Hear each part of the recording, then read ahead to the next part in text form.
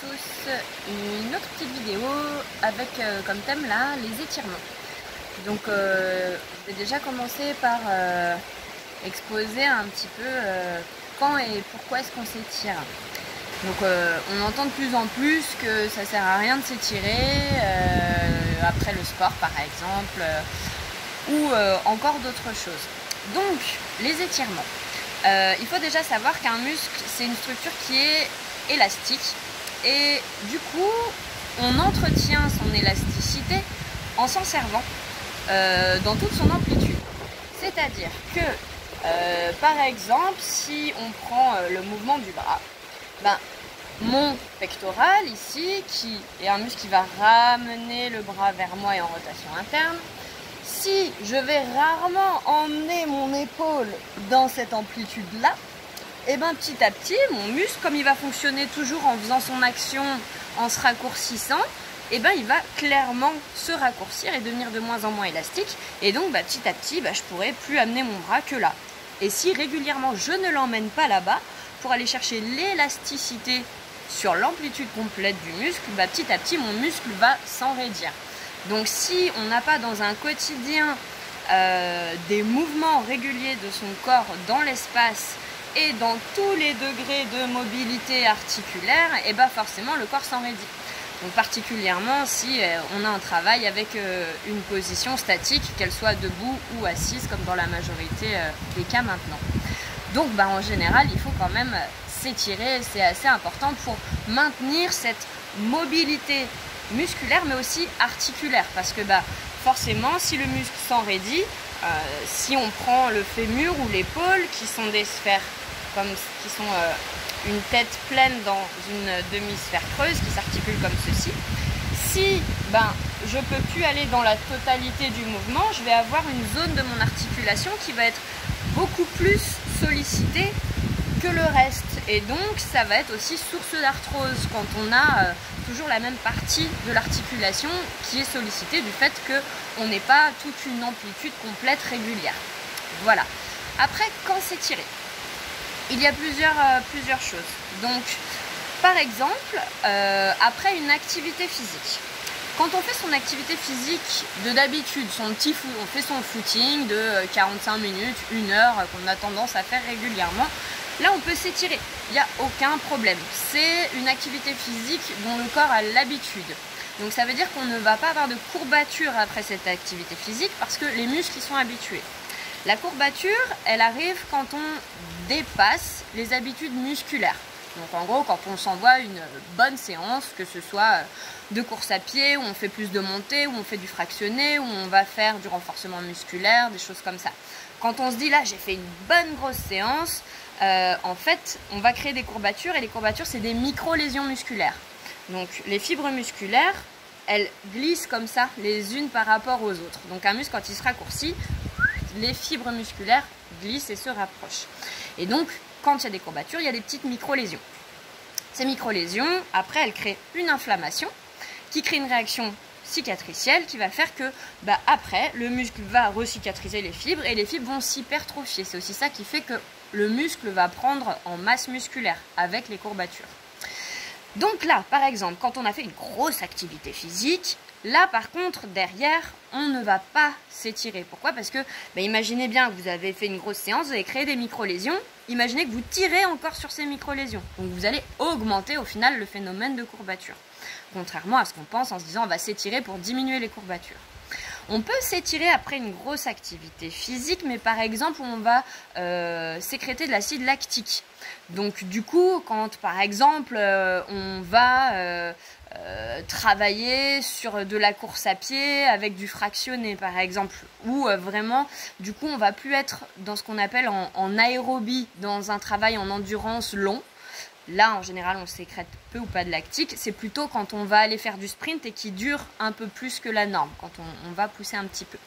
Et donc là l'acide lactique va venir charger les muscles et c'est souvent quand on arrive dans une activité et ça fait mal aux muscles. Et là, du coup, après un effort comme ça, on va pouvoir s'étirer, mais de façon plutôt brève, pas trop longue et pas trop intense, pour vraiment faire comme un système d'éponge. Donc on va venir étirer pour essorer, pour venir vider le sang plein d'acide lactique qui est dans les muscles. Et donc là, ça va être plutôt des étirements de pas très grosse intensité et qu'on va maintenir une petite quinzaine de secondes. Sinon, dans les étirements du coup classiques, donc après son petit footing de d'habitude, là, on va pouvoir faire un étirement avec une intensité pas maximale. L'étirement, déjà, ne doit jamais être douloureux. Après, vous devez sentir que ça étire. Si vous sentez rien, c'est qu'il n'y a pas d'action. Donc, l'étirement ne doit pas être douloureux et on va chercher cette sensation d'étirement et dans un étirement classique, post-activité physique, on va venir maintenir l'étirement entre 30 secondes et 1 minute. C'est là qu'on va avoir de l'efficacité sur le relâchement musculaire. Donc, ça c'est la deuxième chose. Donc, pas d'étirement après les grosses séances sportives, des étirements entre 30 secondes et 1 minute après une activité physique. Et après, l'idéal, c'est de venir faire des séances de stretching, où on va venir, indépendamment de toute pratique physique, comme on va considérer ça comme une pratique physique même, et on va venir se faire, pourquoi pas, une demi-heure, voire plus, d'étirement, en considérant que c'est ça l'activité physique. Donc on va pas faire de grosse activité avant, ni de grosse activité après. Pareil, donc je rebondis là-dessus en se disant que avant l'effort, on ne s'étire pas de façon passive. Ça veut dire qu'on ne va pas mettre sa jambe et rester pendant 1 minute avant d'aller faire une activité physique. Parce que du coup, l'étirement va faire chuter le tonus musculaire et va venir perturber les petits capteurs qui sont dans les muscles et dans les tendons. Et donc, on a une moins bonne proprioception, une moins bonne perception des informations que vont nous donner les capteurs musculaires, articulaires, tendineux, etc. Donc du coup, on va s'étirer indépendamment de tout ça, à côté de son activité physique, en se disant, bah tiens, aujourd'hui, je me fais une séance de stretching. Et là, on va avoir des maintiens qui vont être un petit peu plus longs, 1 minute, voire pourquoi pas plus. Et moi, ce que je recommande en général, c'est de faire des tours d'étirement. Donc on va rester 1 minute, disons, 1 minute 30 par groupe musculaire. Et on va faire 3 tours. Et on va pouvoir sentir que, par exemple, au fur et à mesure des tours, sur le 3e tour, quand on réétire ce même groupe musculaire, eh ben, on a un gain d'amplitude beaucoup plus important. Voilà. Donc du coup, là, aujourd'hui, je vais vous montrer un petit peu comment étirer chaque groupe musculaire en faisant quelque chose d'un petit peu global. Et puis après, à vous de moduler en fonction de si vous vous étirez en stretching indépendamment, après une activité physique, de moduler le temps que où vous maintenez la posture. Dernière petite chose aussi, du coup, si on se fait sa séance de stretching, on la fait quand? Le matin, le soir, ou si on veut même, pas forcément faire une séance de stretching d'une demi-heure, mais se dire, allez, je m'étire un peu, j'ai 10 minutes, je veux m'étirer un petit peu, je fais ça quand? Il y a 2 moments propices, il y a le matin et le soir. Et en fait, vous avez 2 vertus différentes. Si vous vous étirez le matin, les muscles ne sont pas encore chauds. Et donc, on va étirer plutôt les parties passives du muscle, les enveloppes, le tissu conjonctif. Tout ce qui va être vraiment structure passive et qui sont des choses qui s'enraidissent des fois encore plus que le muscle. Donc il est très intéressant de s'étirer le matin et on remarque d'ailleurs que le matin, souvent on est un peu raide. Donc du coup on y va tranquille avec bien toujours un travail de la respiration pendant la posture, mais il est très intéressant de s'étirer du coup le matin pour travailler sur ces tissus-là. Et il est également aussi intéressant de s'étirer le soir parce que le soir, là vous allez avoir l'effet plus de relâchement musculaire par rapport à une activité physique que vous allez avoir dans la journée, ou par exemple si vous avez été assis toute la journée, c'est aussi très intéressant de vous étirer le soir. Les psoas par exemple, les muscles qui sont fléchisseurs de hanche ici, qui sont entre le bassin et les fémurs, parce que quand vous êtes en position assise, ces muscles ils sont raccourcis toute la journée. Et donc, ils ont tendance à se raccourcir au fur et à mesure du temps. Et quand vous avez des psoas courts, vos psoas s'attachent sur le bassin, mais aussi sur votre dos. Et ça vient, du coup, possiblement créer des problèmes de dos, par exemple. Voilà. Donc, vous avez le choix. Le top, c'est tirer matin et soir. Voilà. On attaque, du coup, par un petit tour des étirements que vous pouvez faire chez vous. Hop. Alors, on va attaquer déjà par les membres inférieurs, les jambes. Et donc, je vais partir des hanches, descendre vers les pieds. On va partir déjà en commençant par la chaîne postérieure et après on passera sur la chaîne antérieure. Premier muscle de la chaîne postérieure que je vous montre, ça va être les fessiers. Les fessiers, On va venir s'allonger sur le dos. Hop. Et vous allez venir, hop, ici, déposer un pied sur le genou opposé. Le pied flex, la pointe du pied relevée et le genou bien vers l'extérieur. Et ici, on va ramener la cuisse sur soi. Et on va passer une main entre les deux jambes, une main derrière, pour venir attraper la cuisse. Et là, du coup, je suis en train d'étirer mon fessier droit. Donc, ça vient tirer ici à droite. Là, attention à, souvent, si c'est un petit peu raide, on va un peu moins loin, à ne pas venir forcer comme ça pour venir absolument tirer vers vous. Essayez de garder toujours au maximum les épaules au sol et aucune tension dans le bas du dos. Donc pour ça, dites-vous qu'il y a quand même 80% du boulot qui est fait pour ramener la jambe droite vers vous, qui est faite par la jambe gauche. Et juste les 20 petits pourcents avec les bras. Si c'est compliqué, vous pouvez aussi juste déjà commencer par le pied posé au sol, pousser le genou vers l'extérieur. Et on peut aussi garder une main sur le genou vers l'extérieur et ramener ici vers soi. Donc voilà pour le premier. De l'autre côté, poum, ça donne ça. Donc toujours le pied flex ici. Numéro 1. Ensuite, une autre façon de venir étirer ici le piriforme, un petit muscle qui est entre le sacrum et le bassin qui pose aussi souvent des soucis. On va venir s'asseoir. Là, vous pouvez mettre quelque chose sous les fesses. Ce qui est important, c'est que vous ayez le petit creux dans le bas du dos, le dos bien droit. Si vous êtes un petit peu raide derrière, ça peut donner ça. Et donc là, c'est pas bon. Donc n'hésitez pas à mettre un coussin sous les fesses, un dictionnaire, un step, une petite marche d'escalier même. Et donc du coup ici, là je vais passer ma jambe gauche par-dessus ma jambe droite, mon pied à l'extérieur du genou. Et je vais venir me tourner vers ma jambe gauche et rapprocher ma jambe gauche de mon buste en ouvrant toujours mes épaules. Là, ce qui est important, c'est vraiment de garder la fesse gauche dans le sol. Des fois, on a tendance à tirer fort sur soi, puis à se retrouver un petit peu voûté comme ça avec la fesse décollée. Donc surtout pas, il faut vraiment avoir l'intention de pousser la fesse gauche dans le sol et de se grandir. Et donc on effectue ça à droite et à gauche. Hop. Ensuite, les ischio-jambiers, les muscles à l'arrière de la cuisse. Sur le dos, hop. On vient ramener un genou sur soi et on va venir rapprocher la cuisse le plus possible de soi. Et là, on va venir attraper la cheville et chercher à étendre la jambe. Le but n'est pas de la tendre complètement. Gardez bien la cuisse sur vous, mais plutôt hop, de venir amener le pied vers l'arrière. Et on met le pied flex. Et vous sentez que ça tire ici à l'arrière de la cuisse. Première version. Là, le point fixe, il est au niveau du bassin, le point mobile au niveau du genou. Deuxième version, c'est le contraire. Le point fixe au niveau du genou, le point fixe au niveau le point mobile au niveau de la hanche. La jambe étendue. C'est bien aussi de le faire, là j'en ai pas, mais avec une sangle qu'on va passer au-dessus du pied. Une sangle, une ceinture, une serviette, pour venir tenir son pied. Là, ce qui est important, c'est de ne pas enrouler le bassin. On garde toujours son petit creux naturel du bas du dos. Et on vient ramener la jambe vers soi. L'autre jambe est fléchie pour avoir le bassin relâché. Autre façon aussi de venir étirer les ischio-jambiers. On part d'une position chevalier servant. On avance un tout petit peu plus le pied ici pour être un peu plus loin que la verticale. Et là, on va venir creuser le bas du dos, mettre les fesses en arrière, comme si on voulait rapprocher le ventre de la cuisse. Et on lève le pied. Et là, on se penche en avant et on va sentir que ça va venir tirer l'arrière de la cuisse.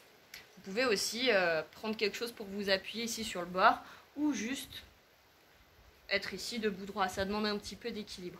Donc là, il faut vraiment penser creux dans le bas du dos. Attention à jamais arrondir le bas du dos comme ceci. On peut également, en mode rapide, le chercher debout, la jambe tendue. Toujours bas du dos creux, fesses en arrière. Jamais ça. Hop, on cherche toujours à creuser le bas du dos parce que comme les ischios s'attachent sur le bassin, pour les étirer, il faut antéverser le bassin ici pour éloigner leurs insertions. Donc on cherche à creuser le dos pour antéverser le bassin. Ensuite, le mollet. Le mollet, on va venir prendre un appui contre un mur devant Et on va venir tendre une jambe en arrière et venir vraiment pousser le talon dans le sol. Et on va venir fléchir le genou de devant pour avancer les hanches. Et c'est ça qui va venir étirer ici le mollet. Puis, on va venir, dans un deuxième temps, fléchir le genou. Le mollet a deux parties musculaires. Les gastrocnémiens, les jumeaux, qu'on va étirer la jambe tendue. Et le solaire, qu'on va étirer le genou fléchi. Ici, pensez toujours bien à être bien droit au niveau de votre posture. Donc à ne pas vous voûter, à toujours bien ouvrir l'espace du cœur devant. Voilà pour la chaîne postérieure. La chaîne antérieure, le fameux psoas. Ici, psoas gauche. Pied droit devant, position chevalier servant. Hop. J'accroche les orteils du pied de derrière. Chez vous, n'hésitez pas à mettre un petit coussin sous le genou si ça vous dérange au niveau de la rotule. Hop. Là, on va venir rentrer le ventre, serrer les fesses. Très important. Et on va venir plier un peu plus le genou de devant pour avancer ici la hanche gauche. Et là, j'étire ici mon psoas. Vous sentez que ça tire ici dans l'aine. Chez certains, ça peut descendre un peu dans la cuisse. C'est le droit antérieur du quadriceps qui tire aussi ici. Première phase. Là, du coup, point fixe au niveau du dos. Point mobile au niveau de la hanche.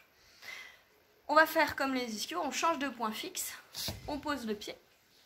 Et là, on va venir vraiment laisser descendre le bassin.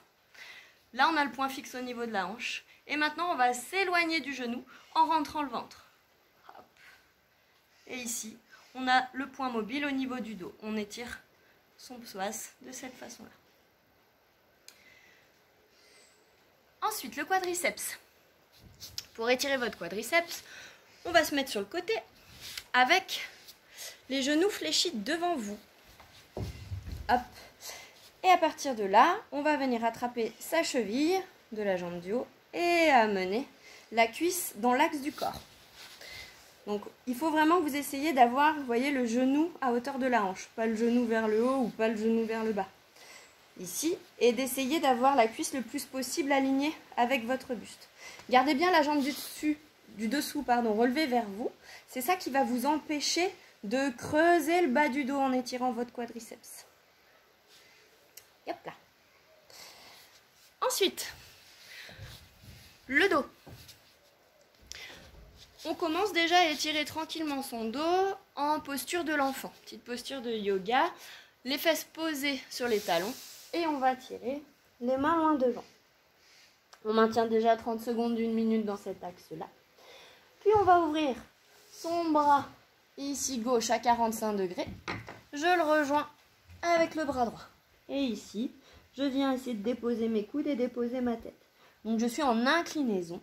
Et ici, vous allez sentir que ça étire au niveau du dos et des côtes de tous les mi-côtés droits. 1 minute à droite et à gauche. Puis on revient au milieu. Et là, on va venir chercher la torsion. Donc là, je vais venir passer mon bras droit sous mon bras gauche. Je viens au passage écarter un peu les genoux pour avoir un petit peu plus d'amplitude. Et ici, je viens déposer mon oreille au sol. Toujours pareil, 30 secondes, 1 minute en torsion, d'un côté et de l'autre. Voilà. Toujours pour le dos. Une posture que j'aime bien pour étirer les muscles carrés des lombes. Le carré des lombes, c'est un muscle qui s'attache sur votre bassin et sur vos dernières côtes. Hop, ils sont là, en bas du dos. Pour étirer votre carré des lombes, on se met en posture de la petite sirène. La petite sirène, hop, les genoux fléchis, l'un par-dessus l'autre, et les deux pieds qui partent d'un côté. Et donc, vous voyez, j'ai ma cheville du dessus qui est posée dans mon pied du dessous. Ici, si vous êtes un peu raide et que vous êtes comme ça, pareil, mettez quelque chose sous vos fesses pour vous surélever, ça va vous permettre d'avoir vos fesses qui vont être un peu plus en contact avec le sol. Donc position de la sirène, et en fait ici le fait d'avoir les deux jambes d'un côté, ça va fixer notre bassin là. Et donc, on va pouvoir, hop, venir s'incliner sur le côté, ici. Toujours en pensant à se grandir, hein. On ne se laisse pas tasser sur le côté. Hop, pour venir ici étirer tous les mi-côtés. Hop, à droite et à gauche. Je vous ai pas montré aussi pour les jambes les adducteurs. Je rebondis là-dessus parce que on va pouvoir, en étirant les adducteurs, travailler aussi sur les carrés des lombes. Pour étirer vos adducteurs, on se met assis, les jambes écartées, à votre maximum où ça va. Ce qui est important aussi, c'est toujours pareil, que vous puissiez garder le petit creux dans le bas du dos. Et si c'est compliqué, et bien toujours pareil, vous surélevez les fesses. Vous mettez quelque chose sur les fesses pour sentir que, ah oui c'est bon, j'ai mon petit creux. Et venez toucher qu'il y a bien le petit creux. Donc, hop, vous partez jambes écartées. Et déjà, dans un premier temps, on va venir, je me remets de face mais il faut que je reste de côté, chercher déjà à creuser le bas du dos, à venir basculer le bassin vers l'avant. L'idée, c'est vraiment de vouloir rapprocher le ventre du sol. Souvent, on voit ça. Là, ça sert à rien. Alors que du coup, il faut vraiment chercher à engager les muscles du dos pour amener le ventre proche du sol. Déjà, premier travail, ça. Une fois que vous êtes resté un petit peu dans ce travail en auto-agrandissement, cherchant à creuser le dos, on va venir chercher justement les étirements des carrés des lombes. Pour étirer les carrés des lombes, on va venir poser une main sur le genou. Et là, on va juste chercher, comme tout à l'heure en sirène, à s'incliner sur le côté. Hop. Là, le bras du haut, si ça vous gêne, n'hésitez pas à mettre la main sur l'épaule. Si vous sentez qu'il y a un peu des conflits, que vous n'êtes pas très à l'aise. Ici. On s'incline. À droite et à gauche. Poum. Puis après, on revient de face. Et on reste un petit peu ici. On revient chercher la mise en tension des adducteurs. Hop. Si vous êtes déjà souple, si vous sentez déjà que tout ça c'est un peu compliqué, arrêtez-vous là. Et si vous sentez que vous pouvez aller un petit peu plus loin, après on va venir chercher les rotations. Et on va venir étirer les ischios en plus des adducteurs. Donc là on va venir se tourner vers une jambe. Déjà, on cherche à se grandir en rotation. Puis, on vient s'incliner, toujours pareil, en cherchant à poser le ventre sur la cuisse. Ça à droite et à gauche, toujours en allant bien chercher la rotation avant de chercher la flexion du buste sur la jambe. Et après, on peut refaire un nouveau tour vers l'avant. Voilà pour les adducteurs où on a rajouté le carré des lombes également. Hop. Ensuite, au niveau du travail des épaules, les pectoraux à étirer plus parce que tout ce qui se passe dans notre vie est devant nous. Donc on a tendance à beaucoup faire des choses devant, rarement du travail en ouverture. Donc c'est vraiment des muscles en général à étirer beaucoup. Et quand on est voûté, c'est des muscles souvent qui sont raccourcis, qui nous tirent les épaules vers l'avant. Donc pour les étirer, à plat ventre, il y a une solution debout aussi, mais là avec la vidéo je vous montre plutôt celle à plat ventre. Donc, départ à plat ventre, on va venir, là, j'étends mon bras gauche au sol, ma main est à hauteur de mon épaule. Et ici, je vais venir me tourner, hop, vers la droite, et ma jambe droite va venir passer par-dessus ma jambe gauche. Et ici, hop, avec mon autre main, je repousse le sol pour rester ouverte au niveau des épaules. Je viens étirer mon pectoral. 30 secondes, 1 minute. Et après, on a la même chose avec le coude fléchi. Vous voyez que le coude fléchi, on va moins loin. Et on a plus d'intensité dans l'étirement. Hop, de l'autre côté, je vous montre pour que vous ayez la vue de l'autre côté. Hop, je me tourne. J'étire mon pec de ce côté-là. Hop, et la même chose avec le coude fléchi. Hop là. Hop. Autre chose pour étirer du cou là, triceps et les muscles aussi qui sont rotateurs internes au niveau de l'omoplate. Celui en général qu'on connaît pour le triceps, hop, on vient amener une main entre les omoplates et on vient tracter le coude de l'autre côté. Attention à ce que ça vous amène pas la tête vers l'avant, cherchez à rester bien grand, quitte à vous servir d'un mur, vous venez plaquer ou un cadre de porte, vous venez plaquer votre coude contre le cadre de porte pour pas que ça vous tasse, vous pouvez l'effectuer debout ça aussi. Donc faites celui-là, hop, à droite et à gauche, 30 secondes, 1 minute, toujours en restant bien droit sans se faire tasser. Et après ça, vous pourrez venir travailler cette posture qui permet de travailler extension, ouverture au niveau thoracique du dos et l'ouverture aussi des épaules. Donc on part d'un 4 pattes, là il faut bien que votre bassin reste au-dessus de vos genoux. Et on cherche à venir descendre la poitrine vers le sol. On peut soit avoir les mains posées au sol, et si on touche déjà, on peut venir monter sur la pulpe des doigts pour chercher un peu plus d'intensité. Une fois qu'on est resté un petit temps dans cette posture-là, on va venir poser les coudes au sol. Donc j'ai toujours mon bassin qui est bien au-dessus de mes genoux. Attention à ne pas se laisser aller vers l'avant ou vers l'arrière. Hop. Et là, on va venir fléchir les coudes et amener les mains derrière la tête. Et là, on va venir pousser, faire ça. Hop. Éloigner les paumes des mains les unes des autres pour venir travailler l'épaule en rotation externe pour ouvrir au niveau de l'articulation. Donc là, on vient travailler cette amplitude là, ça, vers l'extérieur. Rotation interne, rotation externe. Donc on vient travailler en rotation externe ici. On termine par tout ce qui va être nuque, cervicale.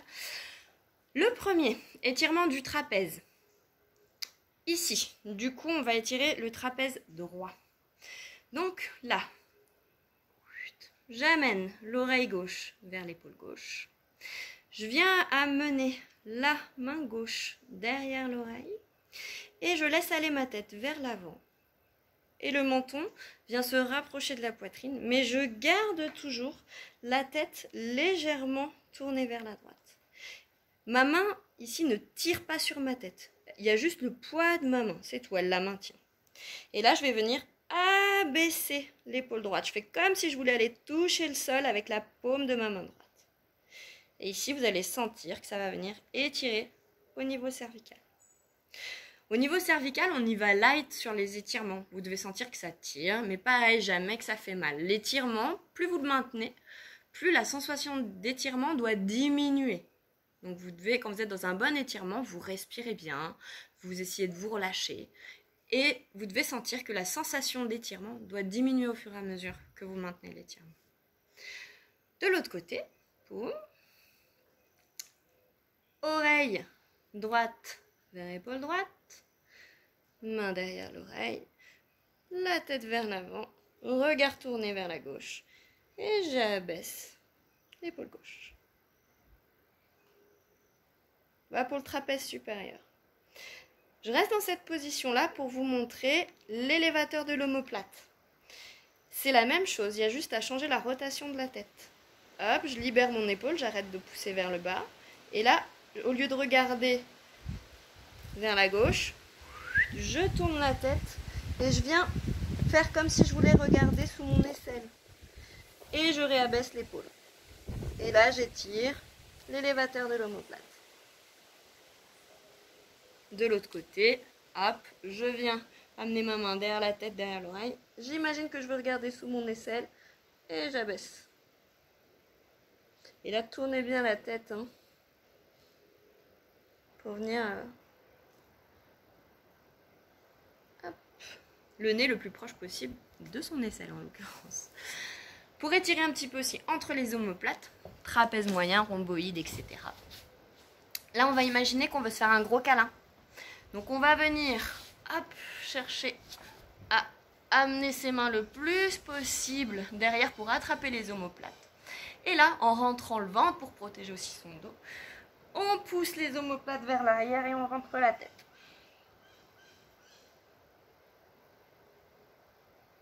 Et là, on étire la zone entre les omoplates. Hop. On relâche toujours en douceur les étirements. Hein. Et on fait jamais de grosses contractions musculaires après un étirement. Donc pareil, vous imaginez bien que vous étirez votre quadri. Après, vous n'allez pas remonter, vous relever en mode ouais, pouf, super rapide. Donc quand on s'étire, on est calme, on prend le temps. Dernière petite chose, les petits muscles à la base de la tête ici, les sous-occipitaux.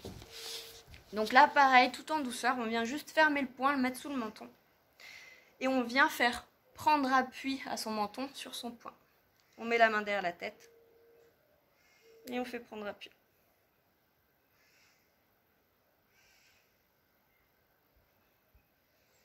On ne sent pas un étirement de folie, mais vous venez déjà décomprimer la base de la tête. Un petit dernier ici, on va étirer scalène, muscles possiers du cou, etc. Tous les muscles qui sont ici devant. Là, on va venir mettre une main sous sa clavicule. C'est la main ventouse. L'autre main par-dessus. Cette main par-dessus, elle va venir abaisser la main ventouse.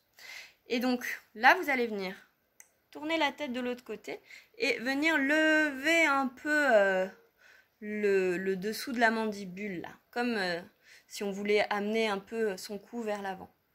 Hop, on lève un petit peu. Et là, on va venir abaisser la main ventouse. Bam, ici. Et là, vous sentez que ça vient étirer toute cette zone-là, ici. Ça peut venir monter même jusqu'à l'oreille. Hop. Et de l'autre côté, main ventouse. Je tends mon cou. Hop, en levant un petit peu ici. Et j'abaisse la main ventouse.